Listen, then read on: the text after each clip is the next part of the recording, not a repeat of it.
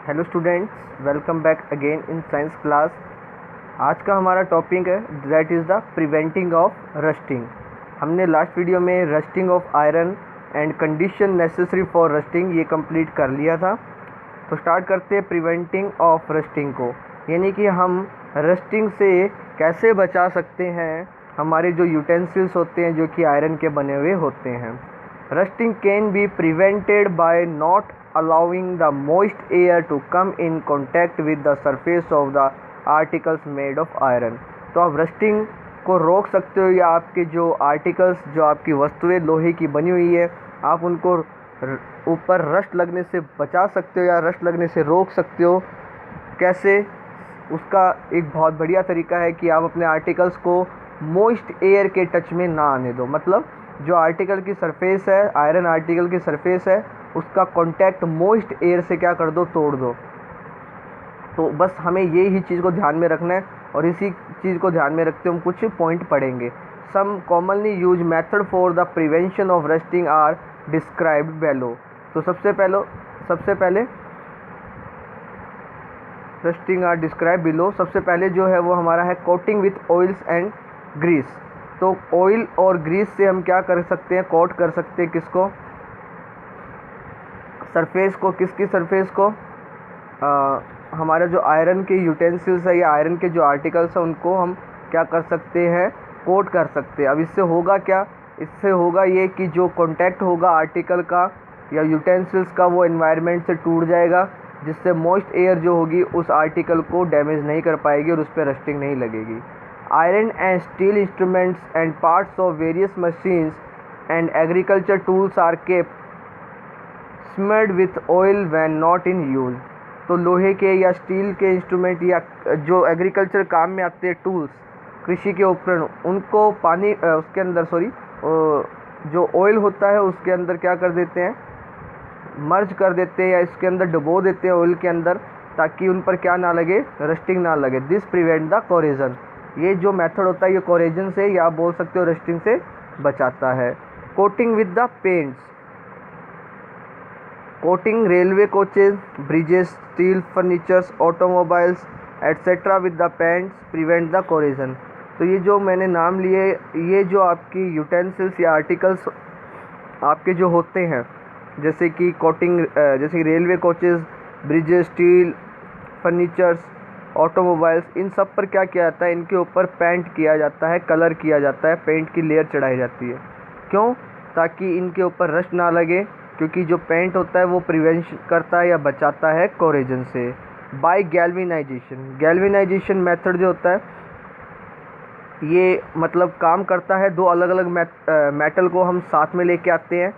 मतलब दो अलग अलग मेटल की प्रॉपर्टी को हम एक मेटल में मिला देते हैं, जिससे हमें एक जो नई मेटल मिलती है वो प्रिवेंट करती है उस दूसरी वाली मेटल को, किससे, रस्टिंग से।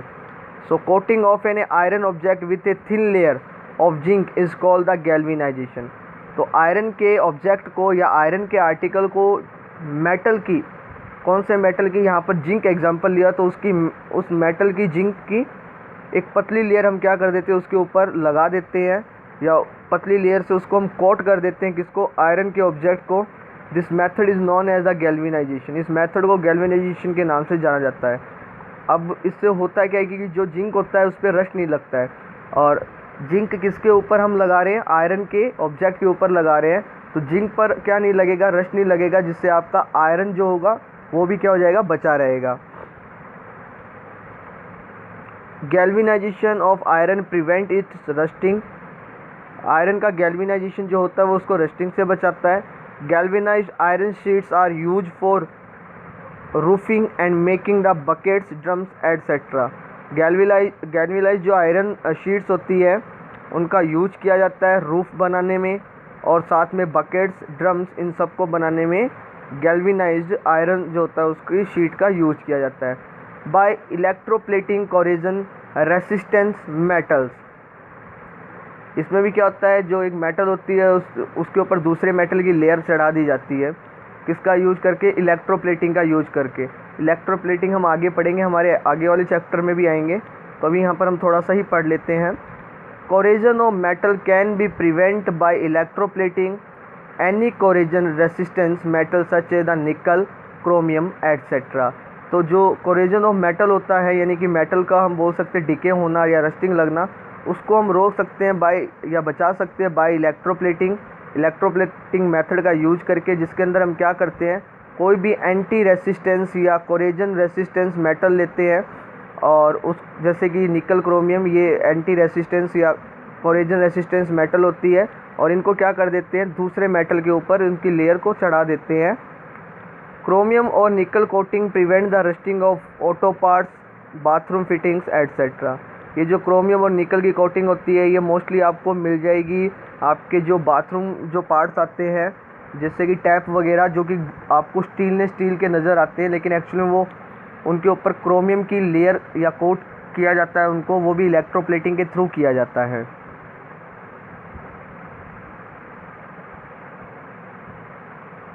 नेक्स्ट है बाय अलोइंग।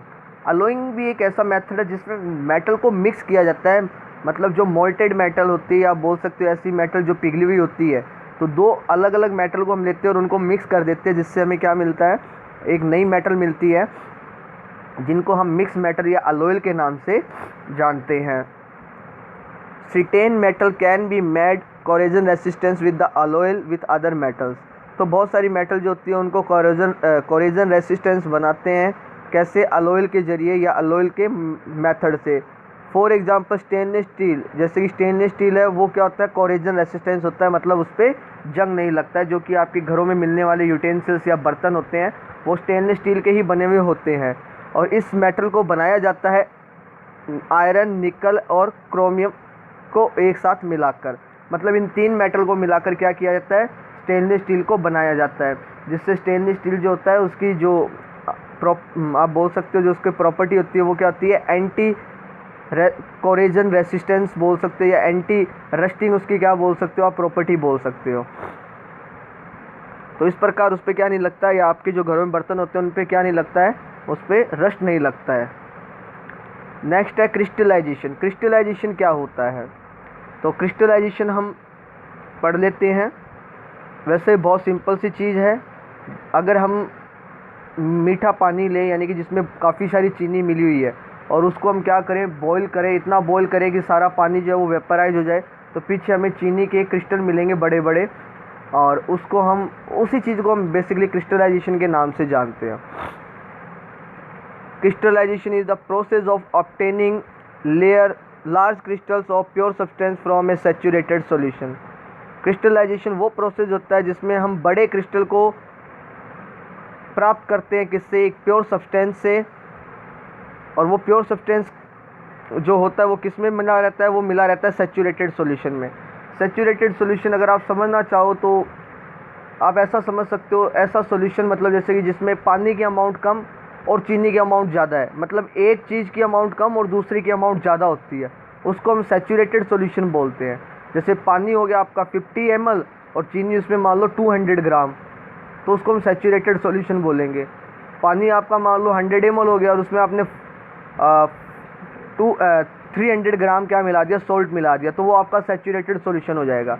तो क्रिस्टलाइजेशन वो प्रोसेस होता है जिसमें हम लार्ज क्रिस्टल को ऑब्टेन करते हैं, किससे, सैचुरेटेड सॉल्यूशन से।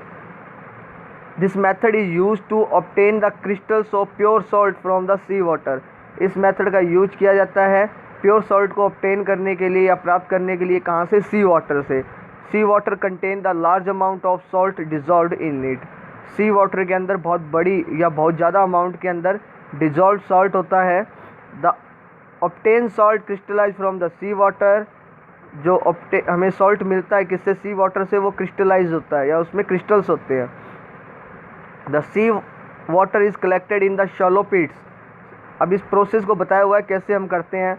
तो जो सी वाटर होता है उसको शैलो पिट्स या आप बोल सकते हो छोटे खड्डों में इकट्ठा किया जाता है, छोटे जो पिट्स होते हैं उनमें इकट्ठा किया जाता है अलोंग द सी कोर्स, जो कि सी कोर्स के पास ही होते हैं, आप बोल सकते हो समुद्रों के किनारे के पास ही होते हैं।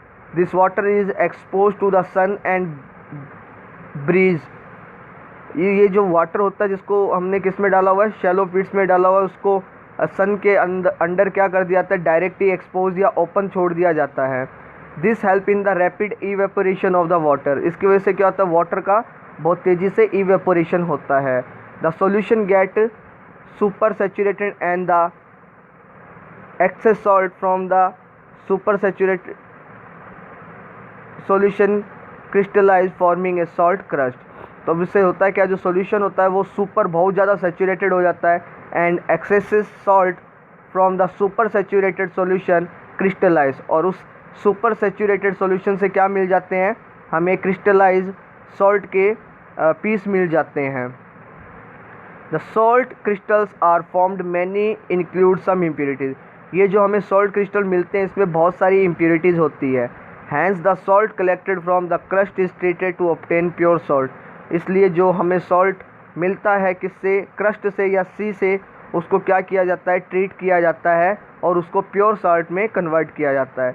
This is done by the dissolving salt in fresh water. और ऐसा किस प्रकार किया जाता है, ऐसा किया जाता है उस सॉल्ट को हम क्या कर लेते हैं, फ्रेश वाटर में डिज़ोल्व कर लेते हैं, then filtering it to the separate out impurities, और देन उसके बाद में उस फ्रेश वाटर को हम क्या कर लेते हैं जिसमें हमने अभी सॉल्ट को डिज़ोल्व किया उसको सेपरेट आउट कर लेते हैं उसमें से इम्प्योरिटीज़ को, and then drying the water by evaporation to obtain crystals of salt. और वापस से हम क्या करते हैं, उस पानी को या वाटर को क्या करते हैं, इवेपोरेशन के मेथड से निकाल देते हैं, जिससे हमें साफ़ प्योर सॉल्ट के क्रिस्टल्स मिल जाते हैं। तो आपका ये चैप्टर कंप्लीट हो चुका है। आप वीडियो को अच्छे से वॉच कीजिए। Thank you.